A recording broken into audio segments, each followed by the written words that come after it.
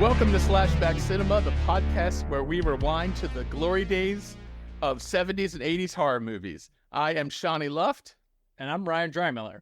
We miss those iconic classic and cheesy horror films from our childhood, from slashers to the supernatural, so we're here to rewatch the classics that made us scream and maybe cringe a little and find out if they still pack a punch or just make us laugh. Ryan, what is our nightmare fuel on the menu for today? On the menu today, we've got The Omen from 1976. This is the original version. There's been lots of remakes, but this is the one directed by Richard Donner. Richard, why does that name ring a bell? Oh, man, this dude, like, you think him up, and he's kind of done everything. Like, Goonies, Superman. I mean, he's a major, 80s director. I think he directed... Lethal Weapon. Yes. Yeah. That's what I was thinking of. Yeah. So a lot of the movies from the 80s of our childhood directly be traced back to this one guy. So The Omen, I think, was a surprise hit. When I think of The Omen, I think of it in the context of the other devil movies of time period, like Rosemary's Baby and The Exorcist. The Omen also did really well. It cost $2.8 million and it earned $60.9 million in North America. So it was a huge hit. Yeah, I was reading about that. Rosemary's Baby almost came out 10 years before this, which I didn't realize. And then The Omen certainly was a sleeper hit. It didn't seem like they were expecting it to make bank like it did, but apparently the American public was ripe for this type of movie. All right, so here's the plot from IMDb. Robert and Catherine Thorne seem to have it all. They are happily married, and he is the U.S. ambassador to Rome. But they want nothing more than to have children. When Catherine has a stillborn child, Robert is approached by a priest at the hospital who suggests that they take a healthy newborn whose mother has just died in childbirth. Without telling his wife, he agrees. After relocating to London, strange events and the ominous warning of a priest lead him to believe that the child he took from that Italian hospital is evil incarnate. Right out of the gate, I mean, lying to your wife about the baby swap, that's a bad move. I was like, oh boy, here we go. What I picked up this time watching the movie that I hadn't thought about when I saw it in high school was this is really a story about a guy who makes this really immoral choice. Yeah. To swap. It's a pretty crazy choice that his wife has a stillborn, and so the priest hand him a new baby. He learns the mother died, so he just takes this baby home. And then the movie is about him paying for his sins and the suffering that he brings into the world from his own actions. So it's kind of like a Twilight Zone-y story of, you brought this evil into the world through your own immoral actions. It's got the whole Christian, you sin, you got to pay for your sins. Right. And there's certainly no redemption for Robert Thorne in this movie. Right. Not spoiler alert. Right. I think because of this movie, I can't hear the name Damien and not think of the evil incarnate in this movie. I read that the author of the script wanted to use a different name when he flipped it to Damien. And I looked it up online. In fact, the name Damien lost popularity in the 70s after this movie came out. Do you remember watching The Omen originally? Yeah, so I was thinking about this. The first time I saw it I was in middle school in 8th grade, and it was a fundraiser for, it might have been the Honor Society or something, and we watched it in the auditorium. And at school. In middle school? In middle school. So, Jeez. I mean... This is an R-rated movie. Right. My background was fundamentalist Christian. We didn't have cable. You weren't allowed to see rated R movies. And then they were serving up this rated R movie in middle school. I don't even think I told my parents, but that was the first time I saw it, in that setting. And it scared the shit out of me. Yeah. If you are a believing Christian, I mean, there's so much reference to the Bible. We'll get into some of that later. But this movie, like The Exorcist, really tries to tie into John's Revelation, the last book in the New Testament. It's got, I think it's funny that there's a fake quote from the Bible in this movie. They have this quote that the guy says, it's in Revelation, but that quote is nowhere in Revelation. I find that really funny. Evidently people did not know their Bible well enough in 1976. You could pull the wool over their eyes with fake Bible quotes. Anyone had a Bible back then. Yeah, But I also think this movie popularized the fear of 666 and a lot of that kind of apocalyptic antichrist kind of horror. I think that a lot of that could be traced back to this movie. So you're pretty traumatized, huh?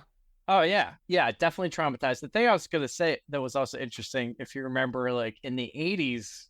So I'm trying to remember what year it would have been that I was in middle school and saw this, but it's probably 10 years after it came out ish. Okay, so 85 somewhere. Yeah, and that's when it was like the full blown satanic panic in the U.S. with every kid was gonna start playing Dungeons and Dragons and turn into a devil worshiper.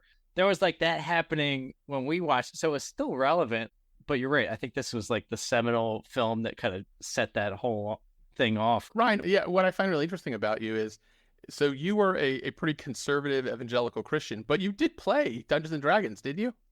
Oh yeah, it was a slippery slope straight to hell. Gateway drug. Did you really like worry that these movies and games like D&D were like dangerous to your soul? Did you really feel like you were playing with fire? I feel like the D&D thing was just kind of silliness, like at that point. But if you rewind back to The Exorcist and Omen in particular, there was something truly terrifying about it. It did feel like you would crack that door and the Ouija board. That definitely freaked me out. But Dungeons and Dragons was just a game. The first time I saw The Omen back in the 80s, or when you and I saw it together, I didn't think the acting was that good. I didn't think the plot was that interesting. So when I rewatched it for us talking about it, I was actually surprised it was a little better. I thought it was going to suck and we were just going to make fun of it. Yeah. But it actually wasn't too bad. The acting was pretty good. The storyline was pretty good. I mean, yeah. No, I agree. There were certain scenes that were kind of burned into my psyche. I was remembering back to the last time we saw it. It felt kind of slow and boring, but maybe because I'm older, I definitely felt more engaged. And yeah, I thought it was paced well. The other thing that struck me was that this was filmed at so many different locations. Like it was like Rome and then over in England. And then they even went to Israel to shoot that scene on site, which now it just would have been a CGI green screen. But so that's the other funny thing about watching this movie as an adult. You and I both have kids. So this struck me watching it now that I hadn't thought of it the first time, is when they go to take Damien to church for the first time. In the plot of the movie, you can't take the Antichrist to church. It doesn't even explain what would happen. It would be an unpleasant experience. But the way that this little 5-year-old boy has a complete meltdown really resonates with me as a parent, thinking times I tried to take my kids to a wedding and I needed them to behave, or a funeral. It's like there's like a little horror parenting of this movie of your kid is going to humiliate you with their terrible behavior. Everyone's going to think you're a bad parent. Well, even that scene, instead of trying to resolve the whole thing, he just stepped on the gas. He's like, I'm out of here. Screw it. Right. I feel like parents back then would not have given into their kid. Right. Back in the 70s, people who are listening who don't remember that time period. Oh, yeah. There would have been some spanking happening. Yes. Yeah, exactly. That scene got cut. Yeah. That's what you mean. Yeah, the Antichrist would have been put over his knee. The other thing I noticed about this movie is because it had a relatively small budget, even for this time period, Donner really gets a lot of use out of just like zooming in on a dog's face. Yes. They didn't have the money for like Exorcist level, in camera effects and special effects and makeup and stuff. And so he has to do a lot of suggestive stuff. There are times when the dogs are panting and clearly happy. those hellhounds are Rottweilers. Yeah. And they're just panting and clearly want to lick him and jump on him and maybe hump his leg. But they've got the sound of evil barking dogs that they have to try to give you the impression that these dogs are a holy terror. In the film overall, it was a lot of quiet and kind of foreboding and these scenes peppered through like you're talking about. And then it would be this short burst of just something absolutely horrific. And it would last like 3 seconds. And you were just like, oh, Jesus. Right. Yeah. And then back to the zoom in, slow camera work, the slow pacing. Yeah. Right. It really took us, unlike horror movies today, which I feel are just constant nightmare fuel. This movie really takes its time. There's long conversations. The guy's an ambassador. And so he's got 2 phones in his house. He's talking about work. They move into a new home. It's all like it's a promotion. Yeah. So there's a lot of like relative quiet in between these little moments of horror. The scene that I most clearly remembered from my childhood, I was surprised at how early it happens in the movie. At Damien's 5th birthday party, This is really early. The nanny. Yeah. Yes, I remember that when you and I saw this movie 30 years ago. Yes, I remember that one too. When she's standing on the ledge going, Damien, I did it all for you. Look at me, Damien. It's all for you. Yeah. And then she jumps. I remember that line because of how enthusiastic she was in like committing suicide. That struck me as horrible when we saw it as kids, and I still thought, well, that's pretty frightening. Yeah, and it's that moment where the film does a 180. I mean, the baby swapping stillbirth, obviously disturbing, but this was when you're just like, oh shit, like this is really going to a dark place. Right. But I also, sorry, the one last thing I was going to say, that the thing I was thinking about, like, because the new nanny comes along, Miss Baylock, later in the movie. Like, yeah, I wrote in my notes, I called her Evil Mary Poppins. Yes. So clearly that first nanny looked a little too happy and too friendly for what needed to go down later in the film. So, like, Miss Baylock got the promotion, like, right. from Satan himself was my take on that. Right. That's also, I feel like this movie is like the mother to a lot of different kinds of horror movies. There's like the I Know What You Did Last Summer of you did something evil and now you're going to pay for it. Yes. And then there's also the you let a stranger into your house and they suddenly take over and like slowly threaten the life of you and your wife. I feel like this movie is like 3 or 4 different kind of horror movies wrapped up in one. Let's talk about what deaths do you remember from this movie? What stands out to you? So the one we just talked about, the nanny, but Father Brennan. Yes. Yeah, with the lightning strike and then the church spire impalement. He's just impaled and held in place. Like, I don't know.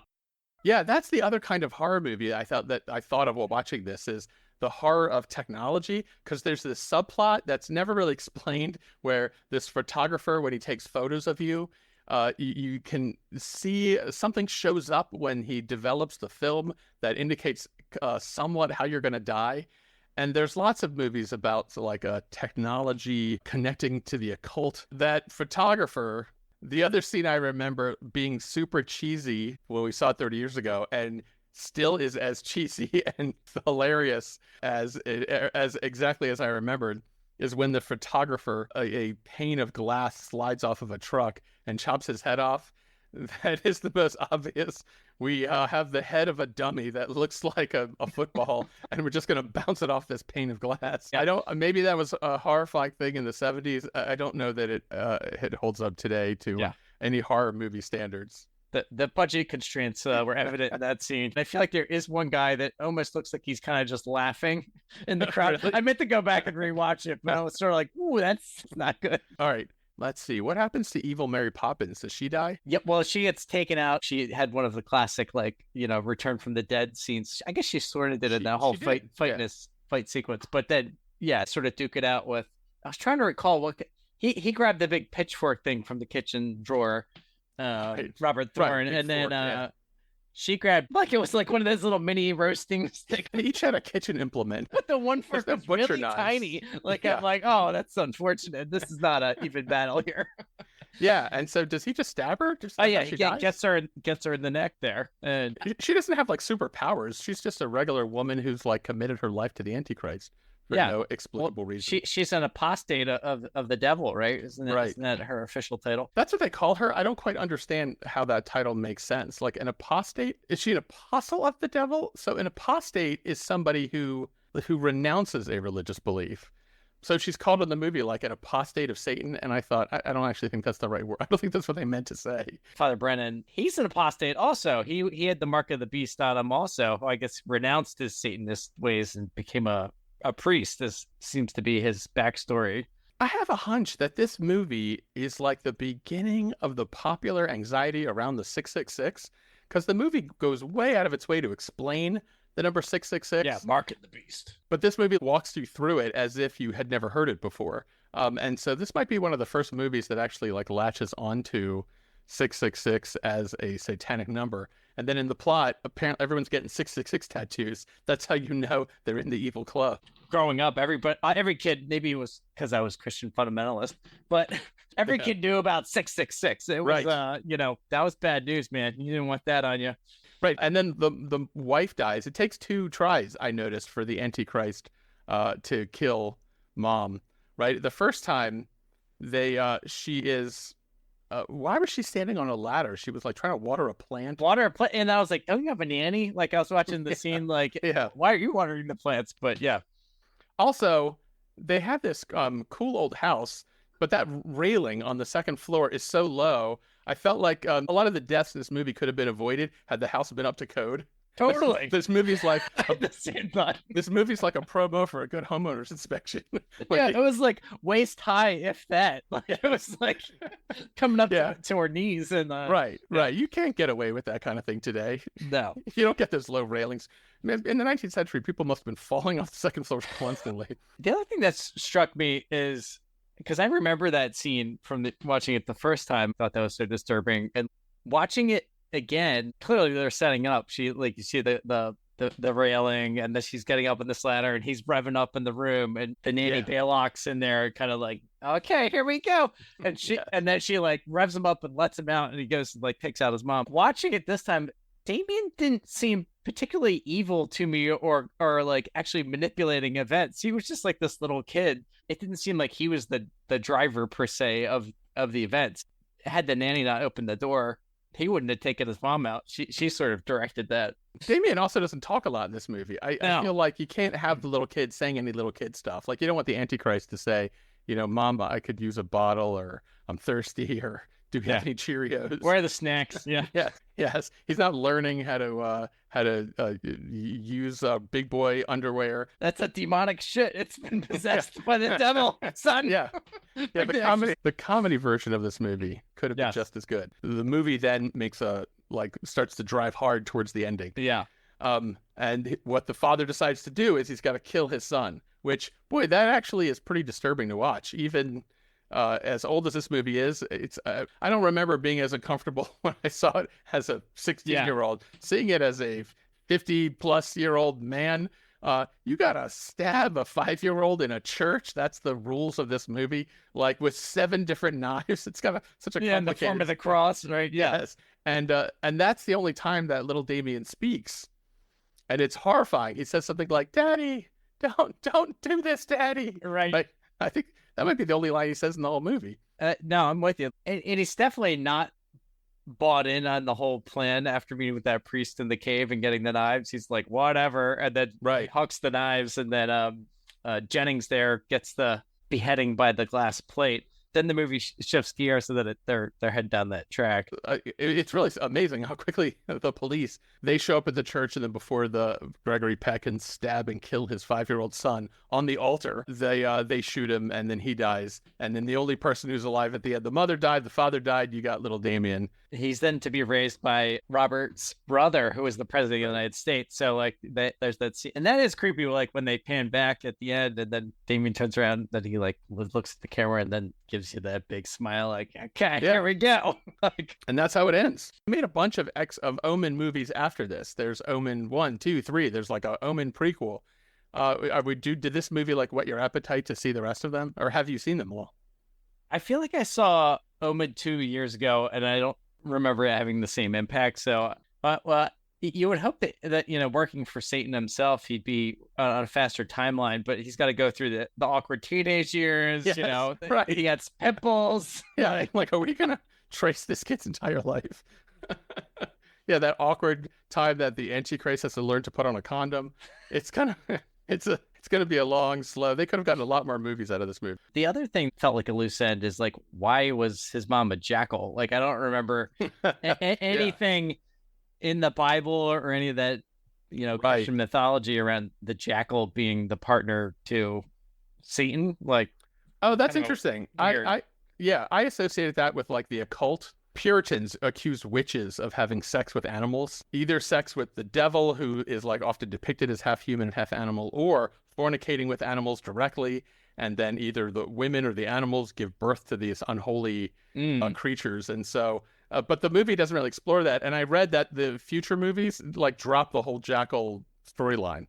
Jackal mom, yeah. So I was talking to Lessa about it. Your daughter? Yes, my daughter, who obviously we haven't raised her in the same type of religious environment. But I was also thinking about you as like a Jewish person or someone of a different faith. Were these movies just as scary because there isn't that kind of belief-driven fear? And her her take on it was it would be like being raised in a house that you believe that werewolves or vampires are real. Right. You know they're coming for you. Like, I was convinced I was going to hell. So for those that didn't have that same kind of foundation, was this actually as scary? Yeah, I definitely think this movie is scarier if you have some beliefs in those things, specifically in Revelation and in the Antichrist. I feel like the movie, it like works for that kind of audience. I found all that stuff kind of fascinating when I was like in high school when I saw this movie in I guess it was the 80s. It didn't resonate with me as like realistic depiction of a possible future. I didn't believe in the Antichrist. And that's part of why I may have found it cheesy, is because when I saw it as a teenager, the deaths looked pretty silly. Even in the 80s, they looked a little silly. Yeah. It doesn't have a lot of really horrific moments. Some of the horrific moments are just implied. And so, I remember like comparing this movie to other 80s horror movies or like The Exorcist, that The Omen was pretty far down on my list of the quality horror movies. And in fact, I actually like it more now because I thought, wow, Gregory Peck really, he leans in. He takes this role really seriously. Yeah, I was reading something about Gregory Peck, and I wasn't quite sure on the timing if it was like 2 months or 2 years, but his son had committed suicide before he took this role. So like, there's that whole, like, you're right. He did feel fully committed, really kind of delivered, but to have that as a backdrop, that had to be some weird head trip going on for him. Oh, one other thing we should talk about is there was a lot of supposed stories around this movie of bad things happening on the set. Right. Planes crashing, lightning hitting airplanes. In the decapitation. Yeah, somebody actually got decapitated. Like, none of the actors, but like there's hundreds of people associated with making a movie. So people in the crew were injured. And I read that the marketing of this movie like leaned into all that. Satan does not want you to see this movie. It's like a very old trope in movies, in horror movies. You're not going to believe the ending, or bring a barf bag into this theater. They're putting sawdust down because you're definitely going to vomit before the end of this movie. That's like such a long-standing trope of horror movies. Totally. Yeah, I feel like Exorcist played that up too when we were talking about Terrifier 3, like basically, saying that people are having all these medical events. Yep. All right. So how many, let's say out of 5 stabs, how many stabs would you give this movie? Yeah. I'm going to give it 3 stabs. Feels a little aged over time in terms of the pacing, but I think the whole story and build and kind of the fact that it's such a seminal movie and has some of those iconic scenes, but today's measure, it's getting a little long in the tooth. Some of the filming, some of the way it was scored, some of the effects, like we were talking about before. Yes. What's your take? I feel like 3 stabs is the right number of stabs. Acting is better. I mean, they got Gregory Peck. Like, he's a great American actor. And you're right that the woman I keep calling Evil Mary Poppins, she's horrifying. The kid, they do a really good job of not giving him much to do. He just kind of stares, which in and of itself ends up being super creepy. Some of the deaths do not really hold up. They're clearly dummies, and those dogs are not especially terrifying as they're humping each other off camera. Yeah. I feel like when the human beings have to act, that's when you can feel the real horror. Like that nanny in the very beginning who hangs herself so enthusiastically. That's like one of the creepier scenes. Yeah. And Father Brennan with his sort of unhinged rants and just how manic he was in the beginning. Thanks for listening to Slashback Cinema. If you like this episode, please tell your friends. Next week we talk about Pumpkinhead, so come on back. We'll see you then.